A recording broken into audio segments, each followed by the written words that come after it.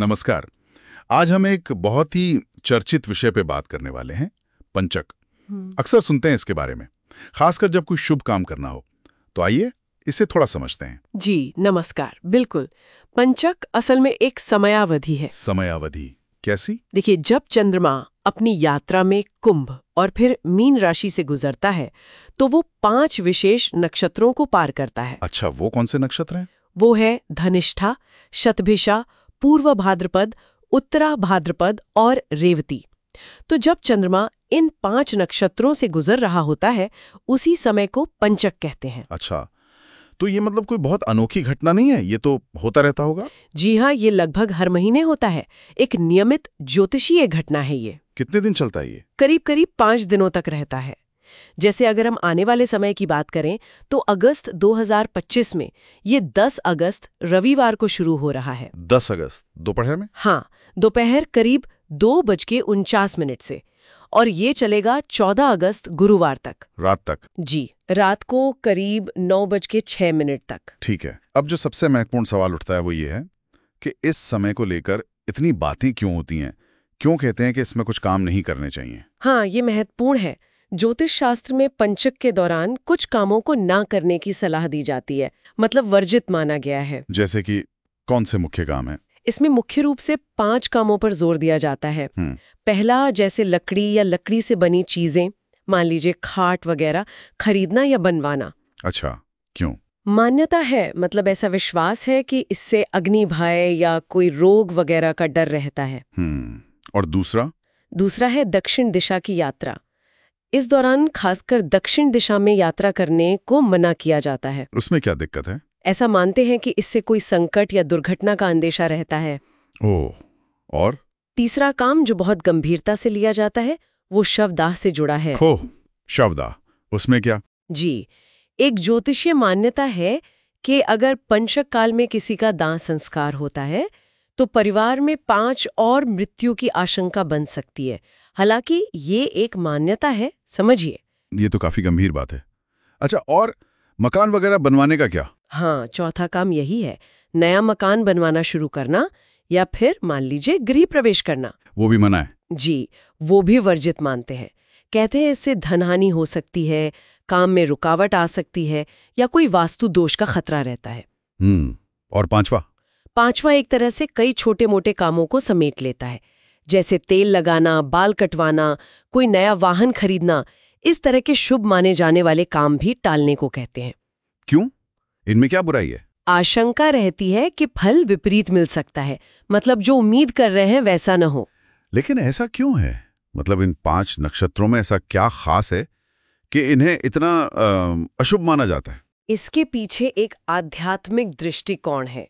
शास्त्रों में ऐसा वर्णन आता है कि इन 5 नक्षत्रों के समय जो देवगण हैं वो गहन तपस्या में लीन होते हैं। अच्छा, देवता तपस्या में होते हैं? जी, तो ऐसी मान्यता है कि अगर हम इस समय में नए सांसारिक काम शुरू करते हैं तो उनकी तपस्या में एक तरह से बाधा पहुंच सकती है और फिर ईश्वरीय कृपा की जगह शायद बाधाएं आएं। ये एक अलग पहलू है। हाँ, और इसे आप एक तरह से ऊर्जा के असंतुलन से भी जोड़कर देख सकते हैं। ऊर्जा असंतुलन मतलब ये कि जब चंद्रमा इन खास नक्षत्रों में होता है तो माना जाता है कि मानसिक, भावनात्मक और जो सांसारिक ऊर्जाएं हैं उनमें एक तरह का अस्थिरता या उतार चढ़ाव पैदा होता है। इसीलिए इसे देशपूर्ण काल कहते हैं। जी बिल्कुल, ज्योतिष में कभी-कभी इसे इसी वजह से दोषपूर्ण काल कहा गया है। तो फिर क्या करें? क्या इन 5 दिनों में सब काम रोक देने चाहिए?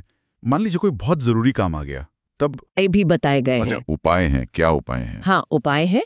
जैसे एक तो पंचक शांति पूजा करवाई जा सकती है, ये एक तरीका है। और? या फिर किसी योग्य जानकार ब्राह्मण से सलाह लेकर एक विशेष मुहूर्त निकलवा कर और कुछ खास उपाय करके वो काम किया जा सकता है। अच्छा। और एक सरल उपाय ये भी है कि काम शुरू करने से ठीक पहले पंचक दोष निवारण मंत्र का जाप कर लिया जाए। वो भी मदद करता है। ये तो राहत की बात है कि उपाय मौजूद हैं। अच्छा, क्या कुछ ऐसे काम भी हैं जो पंचक में बिना किसी चिंता के किए जा सकते हैं? हाँ बिल्कुल है, कई ऐसे काम हैं। जैसे? देखिए, ध्यान करना, मंत्र जाप करना, पूजा पाठ, कोई भी आध्यात्मिक साधना, ये सब तो इस समय के लिए बहुत ही उत्तम माने जाते हैं। अच्छा, आध्यात्मिक कामों के लिए अच्छा ये समय। जी हाँ, इसके अलावा पढ़ाई लिखाई करना, कोई भविष्य की योजना बनाना, डॉक्टर के पास जाना है तो जा सकते हैं। रुके हुए काम। हाँ, पुराने रुके हुए काम हैं, अधूरे काम हैं, उन्हें पूरा कर सकते हैं। आजकल जैसे ऑनलाइन बहुत सारे काम होते हैं, वो किए जा सकते हैं।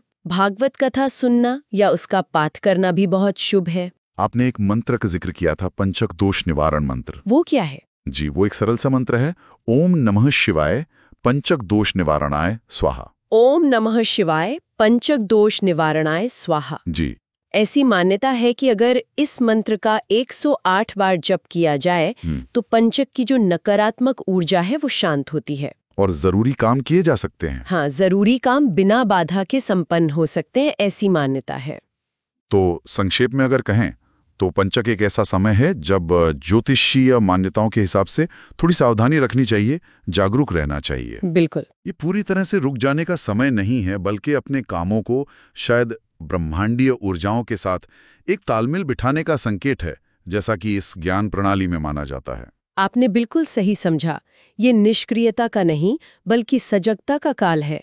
और अंत में ये सोचने का विषय भी है कि इस तरह की ज्योतिषीय समय अवधियों के बारे में जानना हमारी योजनाओं को, हमारे निर्णयों को कैसे प्रभावित कर सकता है।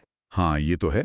शायद ये हमारे अपने कर्म और ये जो कथित ब्रह्मांडीय ऊर्जाएं हैं, इनके बीच एक गहरे संबंध की तरफ इशारा करता है।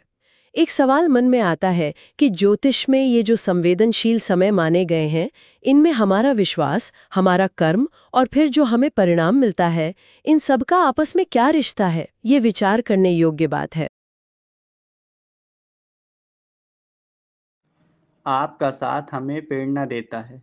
वीडियो पसंद आए तो लाइक करें और चैनल को सब्सक्राइब करें ताकि आपकी सुविधा हमारे साथ बनी रहे। धन्यवाद।